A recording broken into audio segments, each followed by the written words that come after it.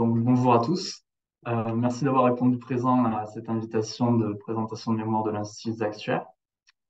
Moi, c'est Thomas Peyrat. Je vais vous présenter le mémoire que j'ai soutenu en janvier dernier sur le risque cyber.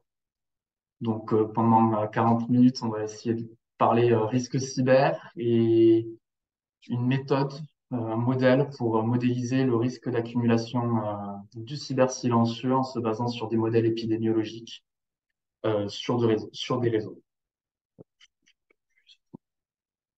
Voilà. Donc, on va commencer dans un premier temps par définir ce que c'est que le risque cyber, ce qu'on entend par risque cyber. Parce que je pense que si certains d'entre vous viennent du monde de l'IT, peuvent avoir une autre vision de ce risque. Finalement, on introduira le risque d'accumulation au cyber silencieux. On montrera la modélisation qu'on a pu produire. On l'appliquera à un portefeuille fictif et on verra comment est-ce que cette modélisation est sensible à certaines mesures que l'on peut prendre, sous certaines hypothèses, bien évidemment. Donc, le risque cyber, finalement, ce que l'on entend par risque cyber, c'est toute attaque cyber qui peut porter atteinte à des systèmes d'information, systèmes informatiques plutôt, et qui est à but malveillant. Donc, ces attaques-là peuvent entrer dans divers domaines, que ce soit la cybercriminalité, donc à but purement malveillant, que ce soit pour de l'atteinte à l'image, donc c'est peut-être plus vicieux à concevoir, c'est-à-dire que certains groupes vont chercher à déformer l'image d'un site, par exemple, à des fins activistes, notamment écologiques ou autres. L'espionnage, bon, on conçoit très bien ce que ça peut faire, ce que ça peut être, et le sabotage, purement de la destruction de données ou de matériel. Finalement, le risque cyber euh, s'inclut, enfin, évolue dans un environnement juridique qui est institutionnel, qui est lui aussi dynamique. Peut-être juste un aparté, quand j'ai créé ce mémoire, que j'ai écrit le mémoire, ça fait un an que j'ai écrit ça, donc voilà, ça a encore évolué, il y a eu de nouveaux mouvements, donc voilà. À ce moment-là, on était encore dans la transition de Nice à Nice 2, notamment, ici, que vous voyez. Et puis, finalement, des institutions se sont créées au niveau national et au niveau européen, il y a déjà quelques années. Le cyber risque alimenter certains débats. Par exemple, est-ce que les assureurs doivent rembourser ou non indemniser les rançons ou autres? Voilà, donc c'est quelque chose de très dynamique, au-delà des aspects techniques qui, euh, qui le conçoivent. Finalement, pour les assureurs, ça pose aussi des problèmes de modélisation, plusieurs défis en tout cas, notamment la présence d'une composante systémique. On observe donc sur les données historiques de l'autocorrélation dans les événements, c'est-à-dire qu'on des petits paquets, les événements ne viennent pas indépendamment les uns des autres, mais un peu cumulés. Puis on observe aussi des phénomènes d'accumulation bien plus majeurs qui se produisent assez rarement, mais des phénomènes existants et importants. Également les sinistres extrêmes, c'est-à-dire que on va dire en moyenne, on observe des sinistres qui coûtent un montant raisonnable et tout d'un coup, il se peut qu'on observe des sinistres qui pèsent très lourd et qui s'opposent à certains principes de modélisation actuarielle classique. Pour couronner le tout, le risque cyber est un risque relativement nouveau. On manque de données pour justement réussir à modéliser correctement ces phénomènes et ça fait un défi de plus à surmonter. Les éléments qu'on va traiter dans cette présentation concernent donc les rançons logicielles. On s'intéresse également au cyber silencieux et aux effets d'accumulation que les rançons logicielles peuvent engendrer. Donc, dans les prochaines slides, je vais vous présenter ce que ça représente. Donc, les rançons logicielles, c'est des virus informatiques qui infectent un ordinateur, par exemple, et cryptent des données ou bloquent carrément l'accès au système et demandent le paiement d'une rançon en échange du déblocage du système. Donc ici, on voit le rançon logiciel WannaCry. Rançon logiciel, en anglais, c'est ransomware. C'est peut-être plus parlant pour un, qui demande le paiement de la rançon en échange du décryptage des données. OK. C'est tout. Voilà, les WannaCry en 2017. Les garanties silencieuses.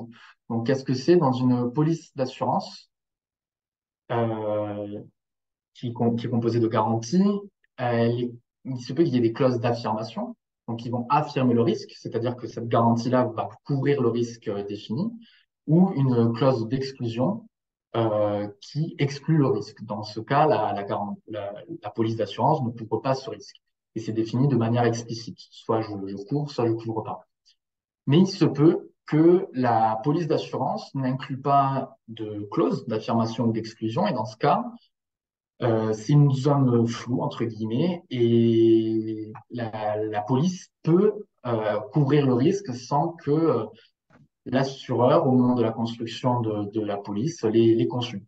Voilà. Il se peut aussi que la clause d'exclusion soit trop ambiguë et parce qu'elle doit respecter certaines conditions pour être valable et donc couvrir le risque, même si elle a voulu l'exclure à la base. Ouais, mais là, on rentrerait vraiment dans les détails techniques des clauses d'exclusion.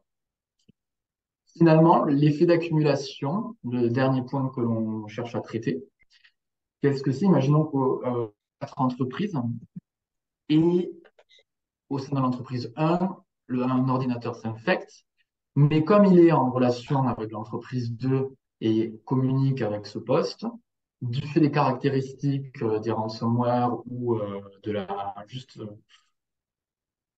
par manque oui, de surveillance ou autre, l'individu ici en question infecte la personne de l'entreprise 2 et ainsi de suite à chaque étape la possibilité d'infecter des individus augmente. Et on se retrouve avec un effet un peu boule de neige où à chaque étape, le nombre d'infections possibles augmente. Le parallèle avec les virus chez les humains est complètement réaliste, quoi. Il n'y a pas de, pas de vice là-dessus. Finalement, on va chercher à savoir comment est-ce qu'on peut modéliser les phénomènes d'accumulation pour les appliquer au cas du cybersécurité. Donc, on s'est inspiré justement des modèles épidémiologiques, des modèles compartimentaux que je vais vous présenter.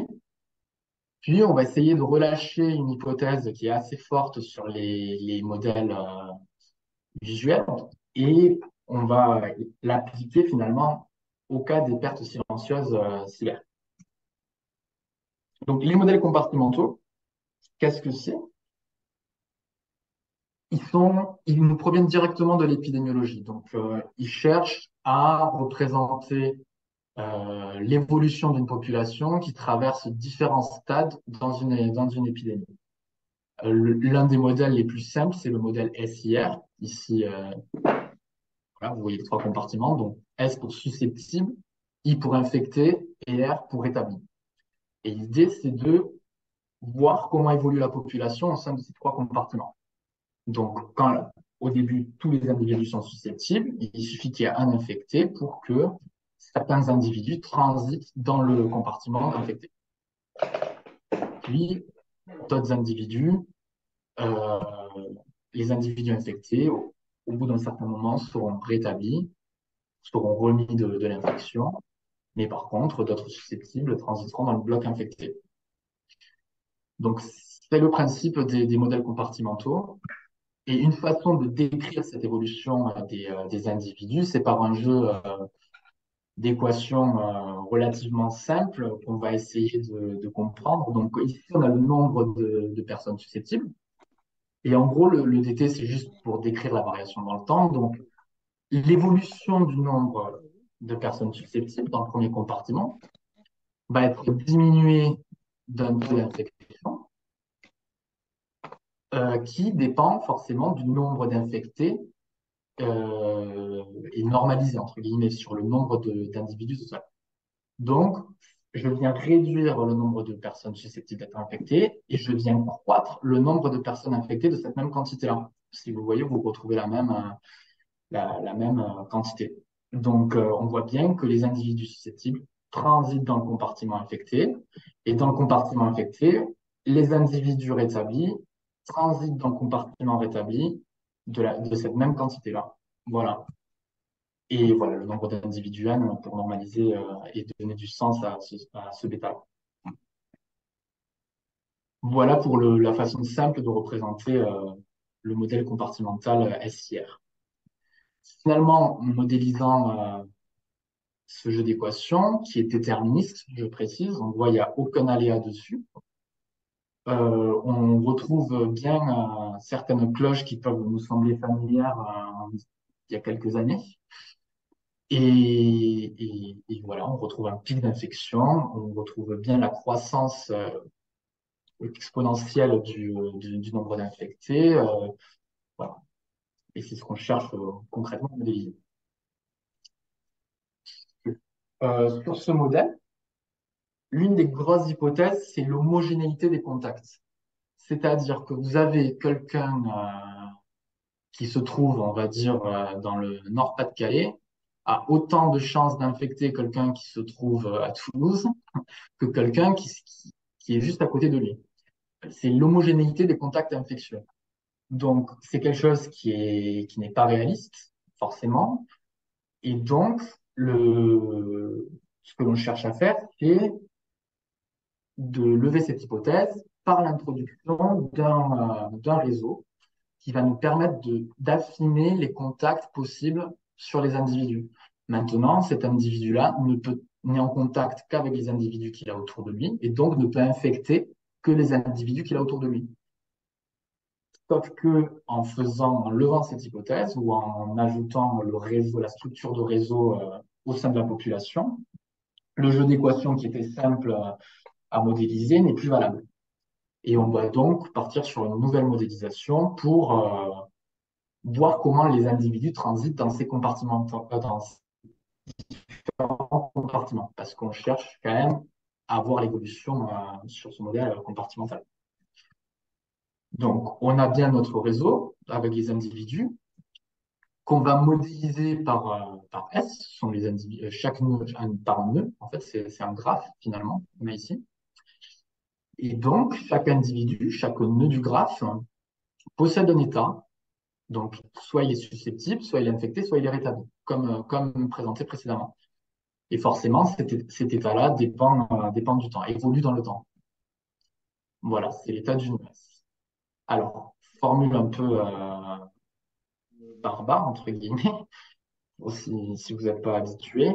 Donc, ce que ça cherche à dire, c'est que maintenant, la transition de l'individu SI qui était susceptible au compartiment infecté va dépendre toujours d'un taux d'infection, mais qui va être proportionnel au nombre d'infectés qu'il y a autour de lui. Concrètement, qu'est-ce que ça veut dire? Ça veut dire que si autour de vous, il y a 10 personnes qui ont la grippe, vous avez plus de chances d'attraper la grippe que s'il n'y a que 2 personnes autour de vous qui ont la grippe. C'est juste ça. Et c'est ce que traduit finalement cette écriture. Donc, et puis finalement, le passage de l'infection au rétablissement ne dépend que d'un taux de rétablissement gamma.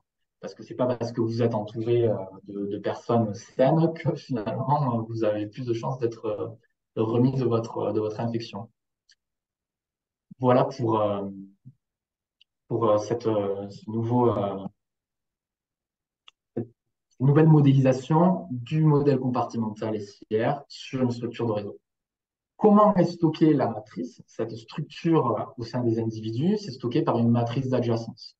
Globalement, ces points-là vont dire s'il y a un lien ou pas lien. Voilà, c'est juste ça. On passe désormais sur un modèle qui est stochastique et qui demande donc plusieurs simulations pour obtenir des trajectoires moyennes et observer finalement les cloches la cloche qu'on pouvait avoir sur le modèle déterministe. Donc maintenant, on est en mesure de prendre avec cette modélisation, de prendre en compte de l'hétérogénéité au sein des contacts entre individus.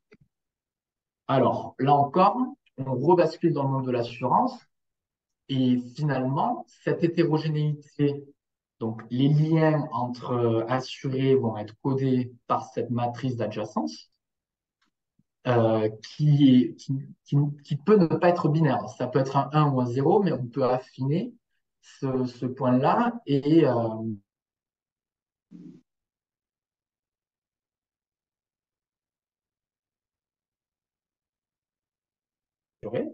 chaque nœud va contenir de l'information. Je rentre vraiment dans les détails de modélisation et même d'implémentation technique parce que elle est assez riche et permet d'être bien exploitée au-delà de ce que l'on a pu faire. Donc ici, vous voyez, on possède un nœud qui est représenté par son numéro de contrat. Il y a des caractéristiques. Il appartient par exemple à un secteur d'activité, le mining. Il appartient à un portefeuille. Il possède certaines garanties souscrites par son contrat ou par plusieurs contrats même. Enfin, ça peut être bien plus large. Et des montants exposés ou des caractéristiques ou des informations que l'on peut avoir sur les garanties. Alors là, on rentre vraiment dans le cœur du modèle que l'on a fait tourner et que l'on a construit. On retrouve donc notre modèle compartimental, SIR, qui va nous permettre de diffuser le virus. Une fois qu'un individu est infecté, on va récupérer le taux silence. Je vais y venir sur ce que c'est. Et également les garanties de l'assuré, de l'individu infecté. Et sur ces garanties, on va voir finalement lesquelles sont susceptibles d'activer, d'être activées par l'infection qui vient de se produire. Donc, qu'est-ce que ce taux silent? Ce taux silent, représente finalement la probabilité que la garantie soit activée par l'événement cyber que l'on modélise. Et donc, c'est une étape indépendante de la diffusion du virus. Et je vous expliquerai plus tard comment est-ce qu'on peut notamment tenter de calibrer ces poids-là, enfin ces scores-là. Une fois que l'on a obtenu les garanties qui sont susceptibles d'être infectées, enfin d'être activées par l'infection, on va tirer une loi pour voir si elle est activée ou pas. Cette loi-là va dépendre de la façon dont on construit le score, bien évidemment, pour être toujours en cohérence avec ce que l'on construit. Un point important, c'est qu'on va également retenir le temps passé en infection par l'assuré. Je m'explique. C'est notamment visé pour de la perte d'exploitation. Parce que, imaginez, vous êtes une entreprise qui est infectée par le rançon logiciel, donc votre ordinateur est complètement indisponible, ou votre site internet complètement indisponible. Donc, vous avez un manque à gagner qui peut activer une garantie perte d'exploitation que vous avez souscrit, voilà, et donc qui va être proportionnel au temps que vous avez passé en infection. C'est pour ça qu'il est important de récupérer le temps passé en infection pour l'assurer. Une fois que l'on a les garanties qui sont activées par l'événement cyber, on va simuler une perte. Comment est-ce que l'on simule cette perte? Ben là encore, c'est une autre étude à part qui doit être faite et qui doit permettre de modéliser des pertes sur chacune des garanties. Nous, ce que l'on a fait, c'est que l'on a tronqué sur les montants d'exposition que l'on supposait renseigner dans une base de données. Et donc, finalement, pour chacune des garanties, on obtient des pertes associées à l'événement cyber. Donc, une application sur un portefeuille fictif. Malheureusement, on n'avait pas dans nos bases ou en interne des bases de données appropriées pour tester notre modèle. Donc, on a dû construire notre propre portefeuille avec des données disponibles directement sur Internet. Alors, on a récupéré des contrats multirisques professionnels, on a récupéré les garanties, on a simulé des montants d'exposition qui nous semblaient éloigné de la réalité. Euh,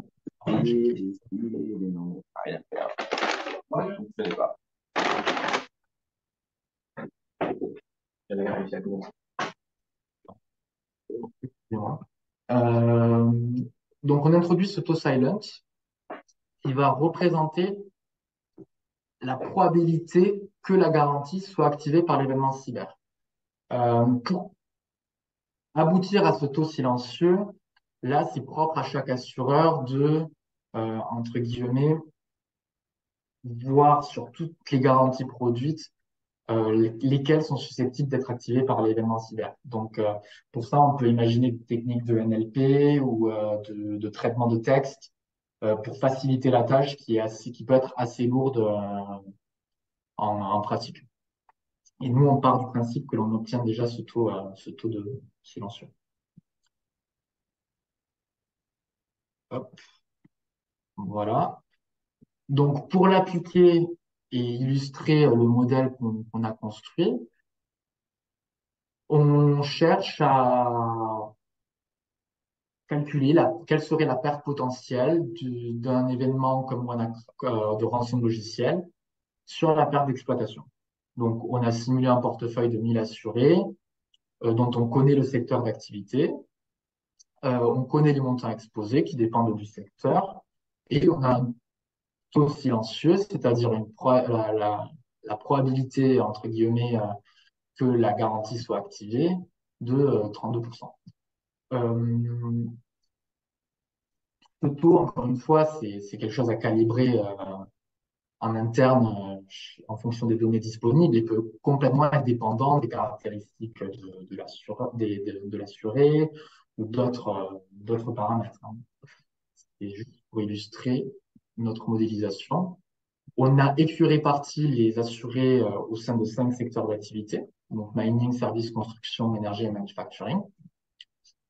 Il nous a permis de récupérer des données de l'OCDE qui ont été exploitées dans une autre étude de Madame Liré, Monsieur Lopez et Madame Doutremont dans une étude qui cherche aussi à modéliser les événements d'accumulation pour le cyber, mais c'est une autre modélisation qui est faite. Et c'est ces données-là qui vont nous permettre de coder notre réseau. En fait. Voilà. Donc, c'est les secteurs des assurés qui vont caractériser l'interaction avec d'autres assurés. Ici, on a pris les secteurs, mais ça peut être quelque chose de bien plus abstrait, ça peut être même un modèle ça doit même être un modèle à créer si c'est quelque chose que vous cherchez à implémenter. Nous, on a pris les données qui étaient disponibles sur une étude de l'OCDE et donc on s'est basé là-dessus pour la transposer au contact, aux interactions finalement entre assurés. Donc voilà. Et finalement, les paramètres, le taux de rétablissement,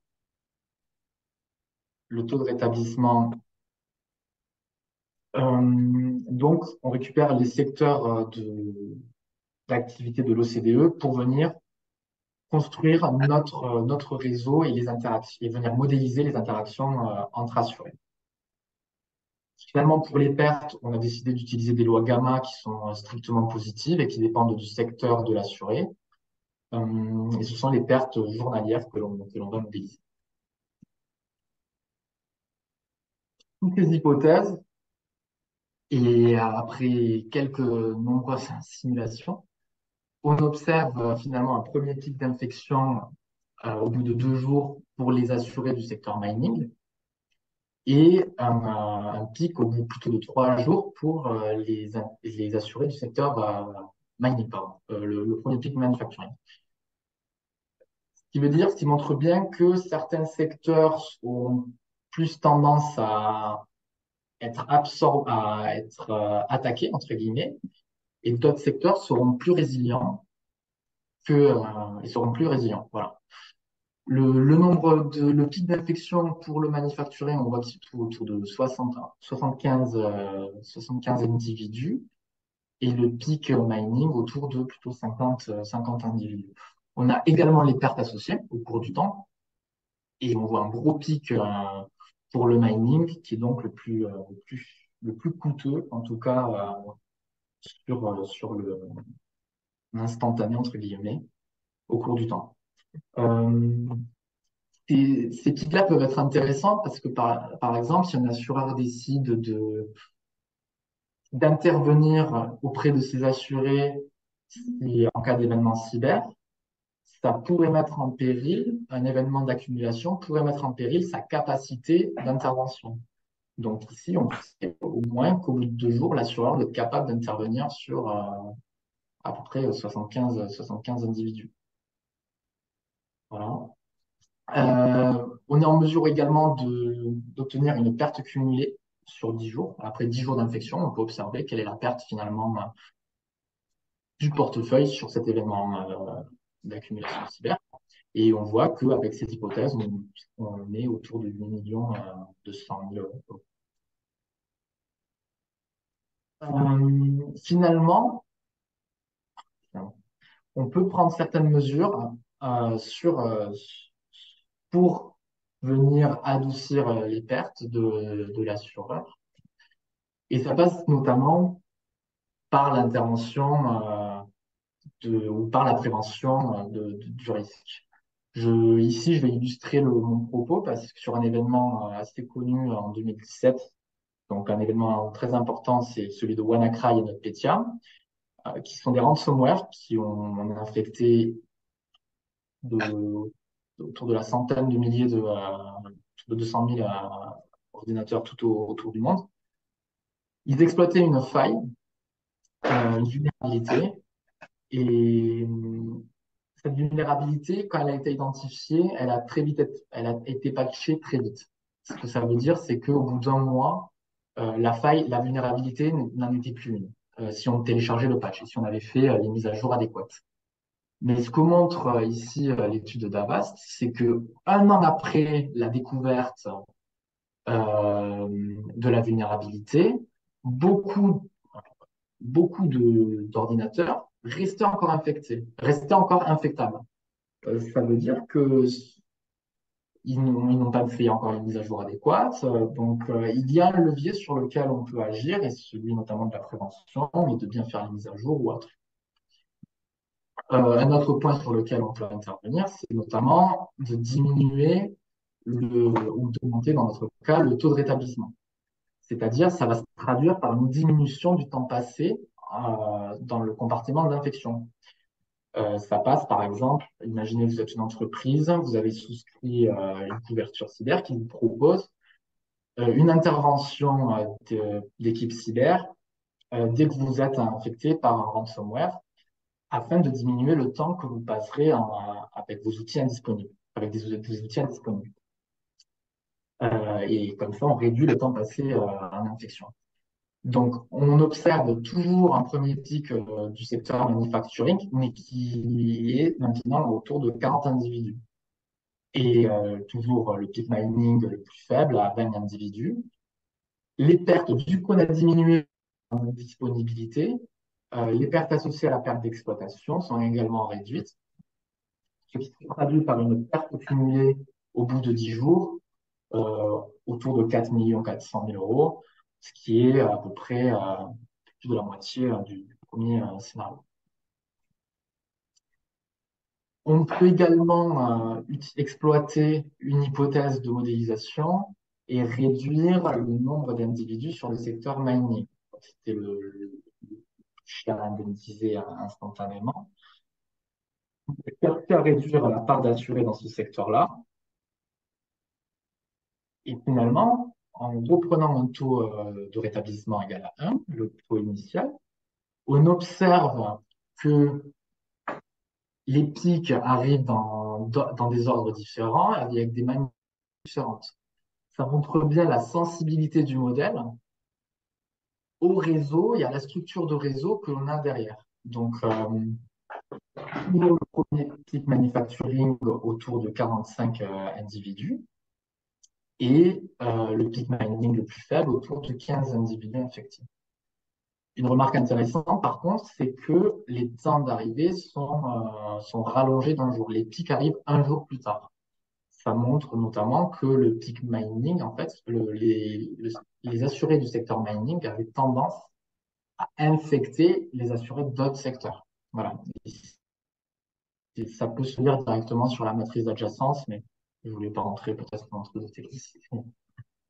Avec ces hypothèses, le secteur le plus important à indemniser est maintenant le secteur dans l'énergie et le pic vient autour de plutôt du jour 4.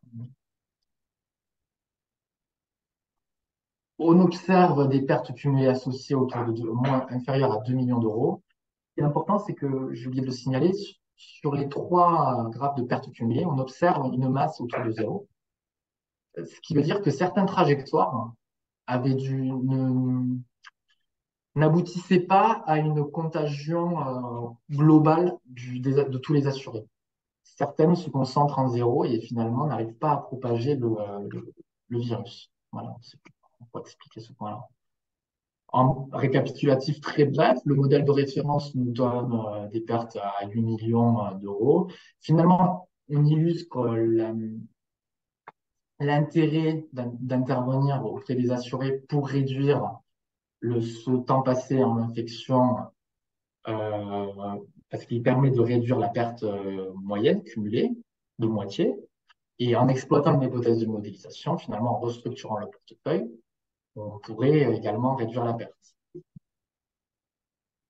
Les limites de modélisation sont essentiellement centrées sur la matrice d'adjacence que l'on a utilisée, la propagation du virus et les taux de contagion et de rétablissement. La matrice d'adjacence, ici, elle est supposée être corrélée aux échanges de valeur ajoutée euh, sur les marchés, enfin, et donnée par l'OCDE. Ça peut être bien évidemment affiné. Il existe des méthodes aussi pour construire des réseaux à partir de données observables. Et donc, c'est quelque chose qui peut être travaillé en. La propagation du virus, ici, l'hypothèse qu'on a fait, c'est que le virus ne se propage qu'au sein de notre portefeuille et ne peut pas venir de l'extérieur. C'est une très forte relation en posant modifiant légèrement le modèle sans de réels soucis. Les taux de contagion et de rétablissement, finalement, sont fixés arbitrairement, mais pourraient être calibrés de sorte à répliquer des événements historiques comme on a fait. Donc, des ouvertures de modélisation, la structure de réseau, c'est ce que voilà. Elle peut être modélisée à partir d'autres données, peut-être plus abstraites que simplement le secteur d'activité des assurés. Euh, Elle peut représenter autre chose. Finalement, le modèle d'épidémiologie peut représenter autre chose que le virus, qu'un virus qui se propage, mais pourrait être appliqué à une chaîne d'approvisionnement ou autre. On peut également considérer beaucoup plus assuré. Ici, on s'est concentré que sur un seul portefeuille, mais on peut imaginer d'agréger les différents portefeuilles au sein de la compagnie, que la compagnie dispose, inclure la probabilité d'être infecté par des individus à l'extérieur, qui viennent de l'extérieur de notre portefeuille, et ainsi de suite. Finalement, le taux de contagion de rétablissement peuvent être calibrés en cherchant à répliquer des événements historiques. Et le modèle compartimental en lui-même, le SIR, donc susceptible d'infecter et rétabli, peut être modifié. On peut très bien imaginer d'autres compartiments pour utiliser finalement ou affiner la modélisation que l'on souhaite faire. Les résultats sont apportés dans le mémoire. Le premier, c'est la sensibilité des paramètres à la contagion et au rétablissement des individus. On a aussi une étude de sensibilité sur l'influence du graphe, du réseau, notamment sur les solutions ou sur les trajectoires un peu plus au long terme. Et une autre étude sur l'impact de la condition initiale sur la diffusion du virus. Donc, je vois qu'on a un peu de temps. On a ça là. Je vais vous présenter brièvement cette étude. L'impact de la condition initiale, là, ce que l'on a cherché à faire, c'est de modéliser plusieurs entreprises. On a supposé que le réseau au sein de cette entreprise est homogène, c'est-à-dire que tout le monde peut communiquer avec tout le monde. et sans contrôle d'accès, sans voilà, assez librement. Et l'on a posé trois scénarios de fondation initiale. La première, ici en jaune, c'est un individu qui est infecté au sein d'une compagnie moyenne, de taille moyenne vis-à-vis des autres compagnies. Ici en vert, c'est le virus qui provient directement d'Internet, qui est modélisé par ce réseau euh, qui relie les différentes entreprises. Et, entre guillemets, un scénario fournit un virus propage et qui aboutit et qui se réveille, entre guillemets, subitement. Concrètement, dès T0, c'est 8 nœuds activent le virus directement. Et on va voir finalement comment varient les trajectoires. Donc, on voit sur le fournisseur Internet en rouge que enfin, les trajectoires moyennes pour être qui est centralisé, hein, les différentes trajectoires simulées diffusent le virus à l'ensemble des nœuds. Le serveur Internet, donc le serveur ici isolé en vert, diffuser le virus à un certain nombre d'individus, peut produire des pics d'infection très importants, mais peut aussi ne pas diffuser le virus parce qu'il va être cantonné, il va être limité par d'autres nœuds ici ou va simplement pas réussir à se propager très loin. Et la compagnie moyenne, donc voilà, le nœud, le nœud en jaune ici, lui par contre, peut réussir à se propager aux autres, peut créer des pics d'infection très importants, mais va souvent finalement être limité à sa propre entreprise. C'est-à-dire qu'il aura du mal à se diffuser au-delà de ces nœuds-là. Et c'est ce que reflète finalement cette étude, cette brève étude sur la condition initiale. Sur ce, voilà, je vous remercie de votre attention et je vais peut-être vous voulez 2 minutes pour profiter de l'occasion et remercier Alexandre Boumezoued et Yousra Charkaoui pour leur confiance et leur encadrement sur le sujet. Je remercie également Nordine Choukar et Youssef Saïdi qui aujourd'hui me permettent de poursuivre dans la recherche par le biais d'un doctorat industriel. Évidemment, mes directeurs de thèse, Anthony Réveillac de l'IMT à Toulouse et Caroline Hilaire de l'ENSAE, d'avoir accepté de me prendre en thèse et de m'encadrer dans les 3 prochaines années.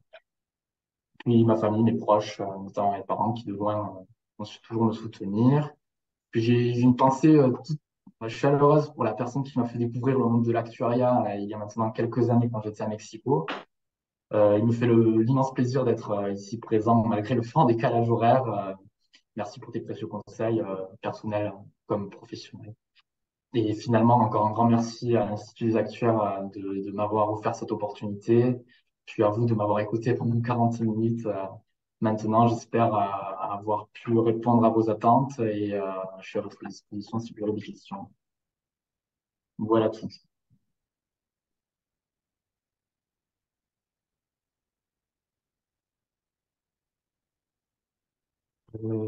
Ok, donc on peut passer aux questions.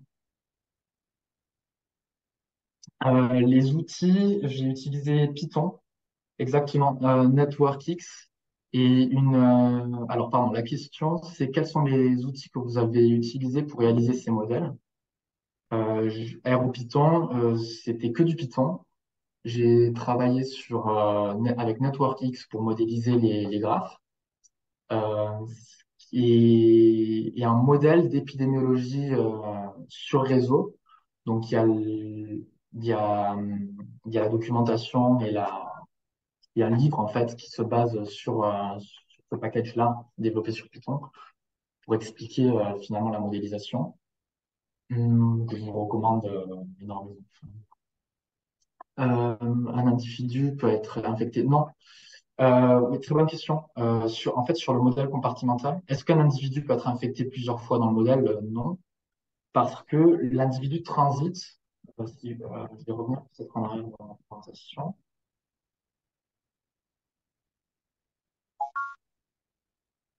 L'individu va transiter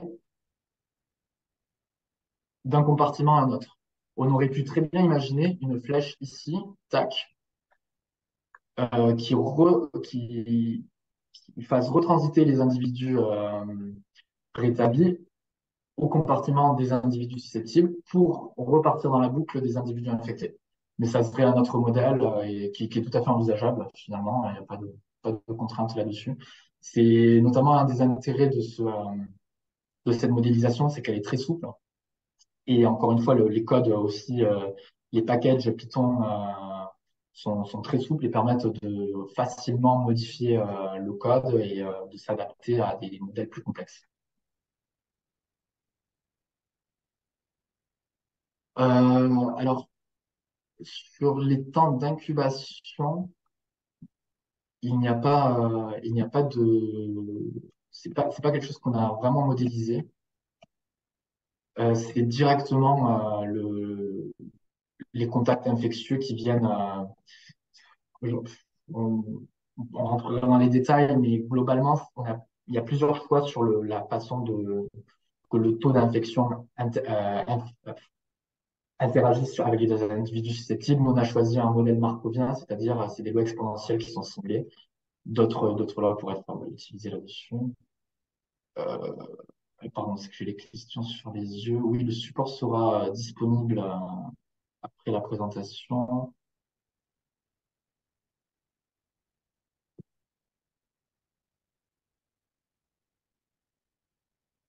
J'ai également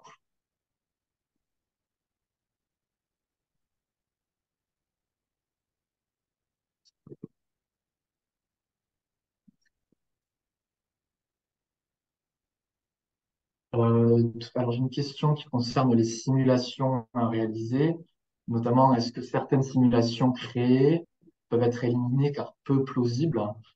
Oui, tout à fait. C'est quelque chose qui peut être envisagé, mais le mieux, c'est d'intégrer directement dans le réseau. Comme on peut coder très finement la diffusion du virus, notamment à la maille du nœud, on peut très bien dire que le virus ne peut pas traverser ce nœud-là. Ça, c'est quelque chose qui est complètement envisageable. Il n'y a pas de problème là-dessus. Je regarde s'il y a d'autres questions. Donc, le manque de données étant une problématique majeure, comment cette méthode se positionne par rapport aux méthodes actuelles? Est-ce une alternative? Oui, c'est vrai qu'on a évoqué le problème des manques de données pour modéliser le risque cyber. Donc, cette modélisation se consacre essentiellement sur la modélisation des phénomènes d'accumulation, donc des phénomènes assez précis finalement. Et par rapport au manque de données, je pense que l'approche que l'on a du cyber doit être affinée en cherchant à réellement modéliser les systèmes informatiques d'information, notamment en exploitant d'autres données comme les vulnérabilités ou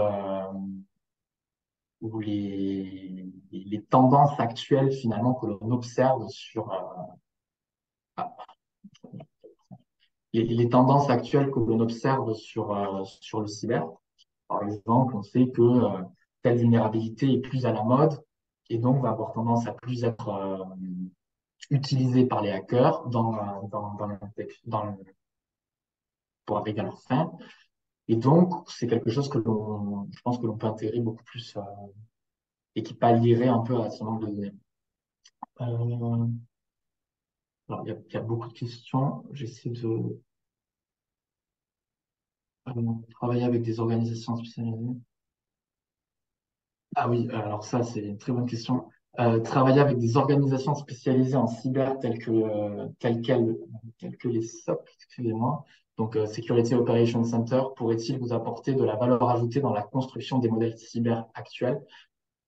C'est complètement en lien avec un travail assez récent que l'on a produit, où finalement on cherche à modéliser le cyber en partant de la racine du risque, c'est-à-dire en comprenant quelles sont les vulnérabilités de l'outil informatique, quelles sont les vulnérabilités de l'organisation, que ce soit IT ou même de l'hygiène cyber, c'est-à-dire les individus, les employés, est-ce qu'ils sont formés ou pas, par exemple au phishing ou autre.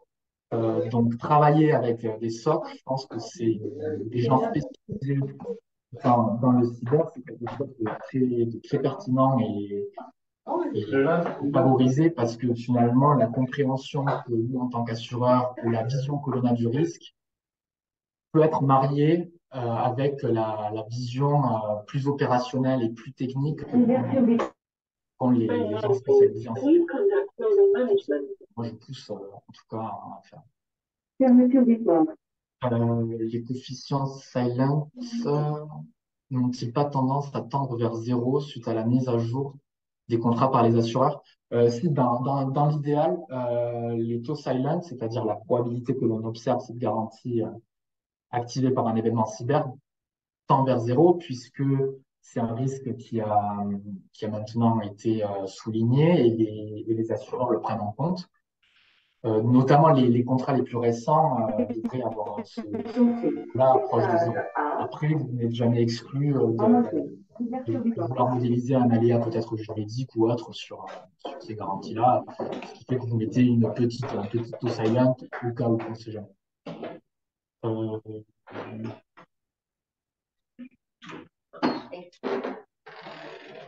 les champs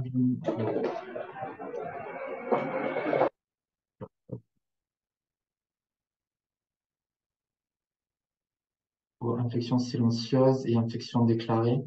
Ah, une bonne question.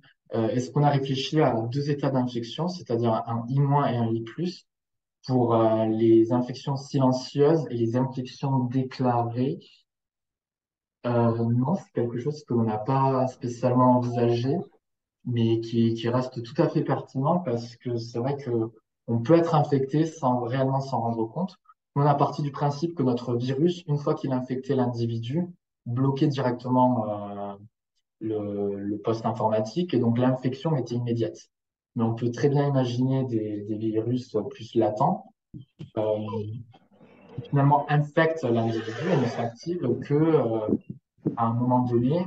Et donc, ouais, le fait de modéliser des infections silencieuses, enfin, les infections latentes, ouais, c'est tout à fait pertinent et faisable. Beaucoup. Et si vous avez d'autres questions, je reste à votre disposition par mail ou même sur LinkedIn.